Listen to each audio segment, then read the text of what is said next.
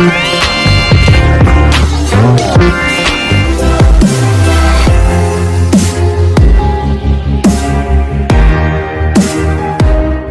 बच्चों, मैं एक बार फिर से आप सभी के सामने आया हूं एक नया टॉपिक लेकर।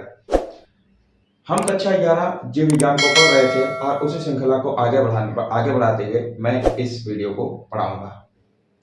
वीडियो में आगे बढ़ने से पहले मैं आपको बता दूं, यदि आप मेरे चैनल पर नए हैं तो इस चैनल को सब्सक्राइब कर लें।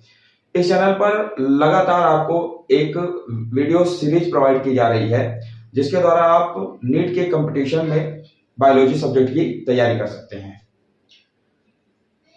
मैंने लगभग टॉपिक पढ़ा दिए थे और आज जिस टॉपिक को पढ़ाने की बारी है वो टॉपिक है वायरस यानी कि विषाणु। देखिए, विषाणुओं को बताने की श्रृंखला में मैं आपको आज जो बताने वाला हूं वो है HIV। ठीक है, क्या है आज का जो टॉपिक है, उस टॉपिक का नाम है HIV यानी कि ह्यूमन इम्यूनो डिफिशियंसी वायरस, मानव प्रतिरक्षा न्यूनता विषाणु। देखिए, इसका पूरा नाम क्या है? इसका पूरा नाम है ह्यूमन इम्यूनो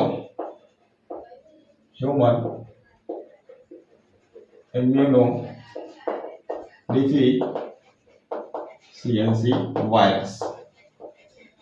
इसका पूरा नाम है ह्यूमन इम्यूनो डिफिशियंसी वायरस या मानव प्रतिरक्षा न्यूनता विषाणु।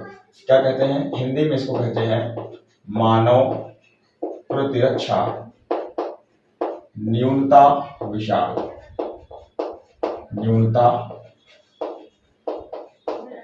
विषाणु।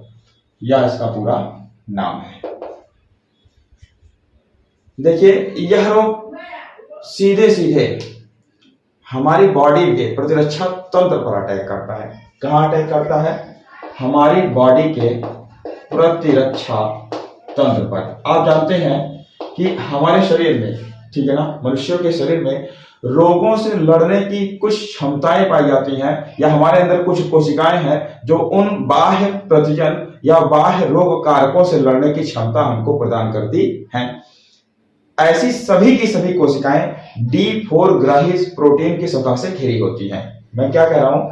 ऐसी सभी की सभी कोशिकाएं D4 ग्राही प्रोटीन की सतह से घिरी होती हैं। ठीक है ना, जितनी भी प्रतिरक्षा कोशिकाएं होती हैं वो D4 ग्राही प्रोटीन की सतह से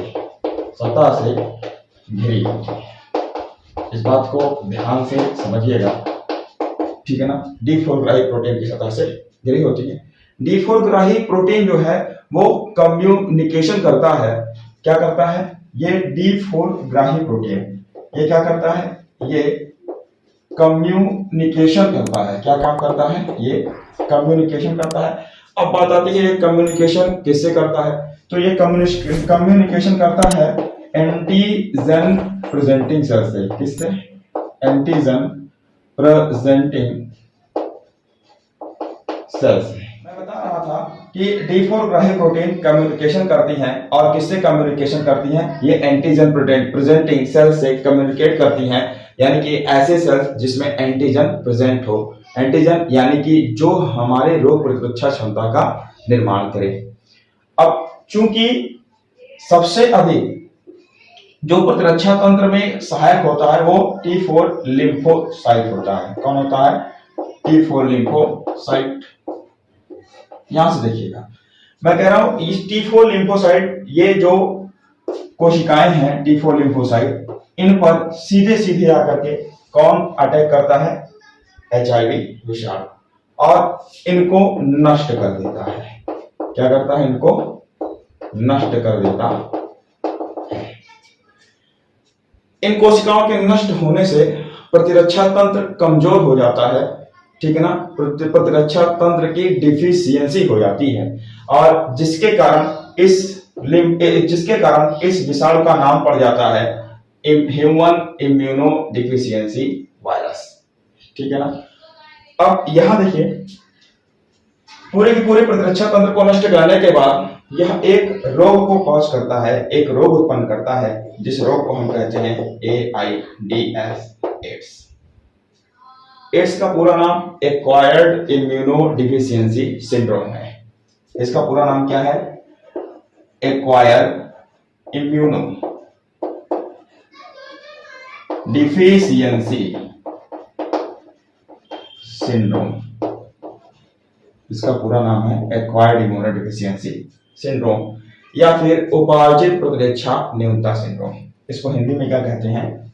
उपार्जित प्रतिरक्षा न्यूनता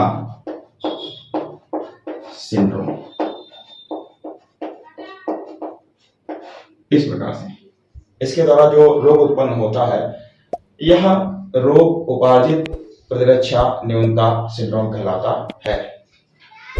इस रोग की खोज डॉक्टर लैक मॉन्टेग्नियर ने की। इस रोग की खोज किसने की? डॉक्टर लैक मॉन्टेग्नियर ने इस रोग की खोज की।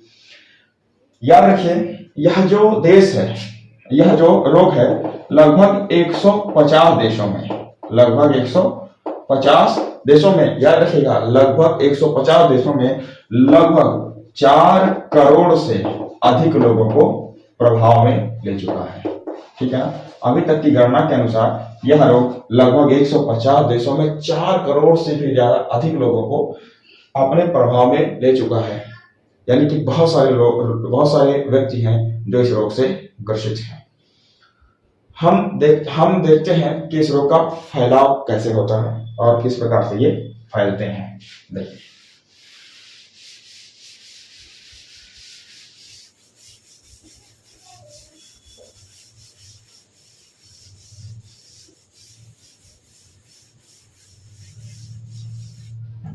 जो टॉपिक हमको पढ़ना है वो है HIV का प्रसार। HIV का प्रसार, इसका प्रसार किस प्रकार से होता है? तो जो इसका सबसे पहला और कॉमन प्रकार है, प्रसार है, वो है लैंगिक सहवास के द्वारा। सहवास के द्वारा ये सबसे अधिक फैलता है। और जो नंबर दूसरा मुख्य है वो रक्तदान के द्वारा, यानी कि संक्रमित रक्त के द्वारा। ठीक है ना? रक्तदान के द्वारा संक्रमित रक्त को एक व्यक्ति से दूसरे व्यक्ति में ट्रांसफर करने पर। ठीक है ना? अगला है संक्रमित सुई के प्रयोग से। क्या चीज है? संक्रमित सुई के प्रयोग से। संक्रमित सुई के प्रयोग से जो ऐसी सुइयां जो HIV ग्रस्त लोगों को लगा दी गई हैं, अगर तो उसका प्रयोग बाद में भी कर दिया जाए तो इससे क्या होता है? इस रोग का, इस वायरस का, इस विषाणु का प्रसार होता है। या फिर हम कहें तो मां से बच्चों में इसका प्रसार हो सकता है। कहां से? मां से बच्चों में। और एक मुख्य बात है कि हम सभी अंग प्रत्यारोपण करवाते हैं, तो अंग प्रत्यारोपण के भी द्वारा, इसके द्वारा अंग प्रत्यारोपण के भी द्वारा इस रोग का प्रसार होता है। इस रोग के लिए एक महत्वपूर्ण टेस्ट आता है। ठीक है ना? इस रोग का एक महत्वपूर्ण टेस्ट होता है और वह टेस्ट बहुत इंपॉर्टेंट है और इस टेस्ट को लगभग बार पूछा जाता है। तो ये जो टेस्ट है इसको कहते हैं एलिसा, एलिसा टेस्ट होता है। और एलिसा टेस्ट से इस रोग के विषाणुओं का पता लगाया जाता है, जिसका पूरा नाम है एंजाइम इम्यूनोसॉर्बेंट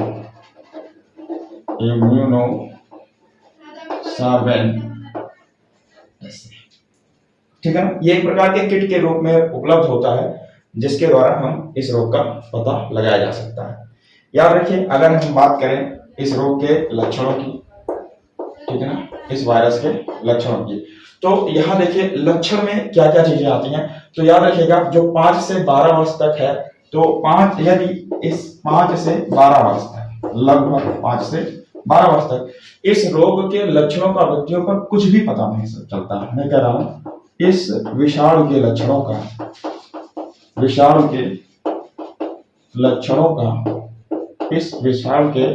का व्यक्तियों को पता नहीं चलता है, व्यक्तियों को पता नहीं चलता है, इस रोग का पता ही नहीं चलता है 5 से 12 वर्ष तक, ठीक है ना, पता ही नहीं चलता है।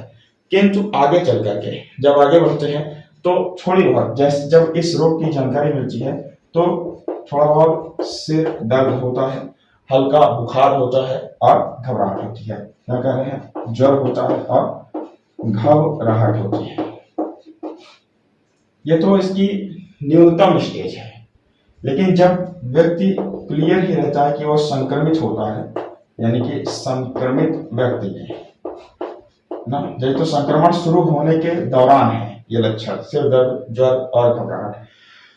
संक्रमित व्यक्ति में थकावट आती है, ज्वर होता है, अतिसार होता है, क्या आती है, थकावट, कामा, ज्वर, कामा, अतिसार, इस प्रकार से सिर दर्द, खांसी, कमजोरी, भूख आदि लक्षण प्रकट होते हैं। मैं कह रहा हूं सिर दर्द, खांसी, कमजोरी व भूख, ये सभी के सभी लक्षण इसमें प्रकट होते हैं। याद रखिएगा, अगर मैं कुछ और बातों का जिक्र करूं यहां पर तो इन सभी बातों को देखने का प्रयास करिए।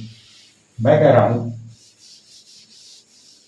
अगर मैं कुछ कहूं तो इस रोग के लिए दवाएं देखते हैं कि कौन कौन सी दवाएं हैं। तो एक बात नोट डाउन करिएगा कि इस रोग की दवा अभी तक नहीं बनी है, कोई दवा नहीं बनी है, इस रोग की दवा अभी तक नहीं बनी है। लेकिन कुछ औषधियां हैं, जैसे जाइडोबुडाइन, कौन सी औषधि है, जाइडोबुडाइन, और एक और औषधि है जिसको हम कहते हैं एजोडोथाइमिडीन, कौन सी औषधि है, एजोडोथाइमिडीन।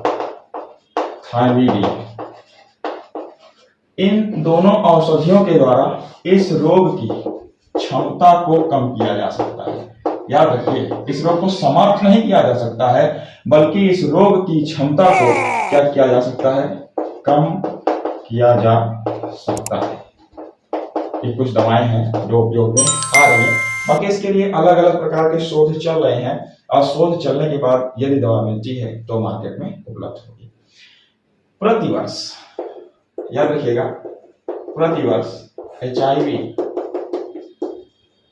के प्रति जागरूकता के लिए, प्रतिवर्ष HIV के प्रति जागरूकता के लिए 1 दिसंबर को, ये मुख्य बात है, प्रतिवर्ष HIV के प्रति जागरूकता के लिए 1 दिसंबर को विश्व एड्स दिवस मनाया जाता है। एड्स दिवस मनाया जाता है।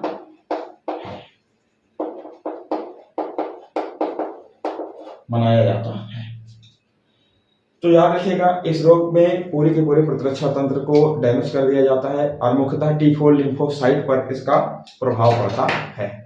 तो इसी के साथ HIV नामक टॉपिक ये समाप्त होता है। मैं कोशिश करूंगा कि आपको आगे लगातार पढ़ाता रहूं और आप लगातार पढ़ते रहें। मेरे इस चैनल पर पढ़ने के लिए आप मेरी बनाए हुए प्लेलिस्ट को फॉलो करें और प्लेलिस्ट के अनुसार पढ़ने का प्रयत्न करें। प्लेलिस्ट में सभी के सभी वीडियो क्रमवत लगा दिए गए हैं और उस क्रम के अनुसार यदि पढ़ेंगे तो आपको पढ़ने में सुविधा मिलेगी। प्रयास करिए कि मेरे इस लेक्चर को अधिक से अधिक बच्चों तक शेयर करिए, ताकि उन बच्चों को भी इस वीडियो का लाभ मिल सके और मुझे उनको पढ़ाने का अवसर मिल सके। धन्यवाद।